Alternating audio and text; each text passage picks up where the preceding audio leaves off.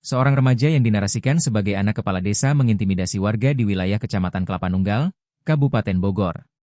Adapun korban yang diintimidasi anak kades tersebut masih berusia remaja. Remaja tersebut didatangi dan dipukul oleh anak kades lantaran permasalahan kritik di media sosial. Merasa tidak nyaman melihat bapaknya dikritik, anak kades membabi buta dan mendatangi warga yang memberi kritik pedas. Korban pun mempertanyakan permasalahan yang terjadi, namun pertanyaan itu dibalas dengan pukulan. Tak butuh waktu lama, anak kades tersebut menegaskan bahwa urusan yang dijadikan permasalahan adalah terkait komentar di media sosial. Menurutnya, akibat komentar di media sosial, kades di Kelapa Nunggal itu menjadi dibully.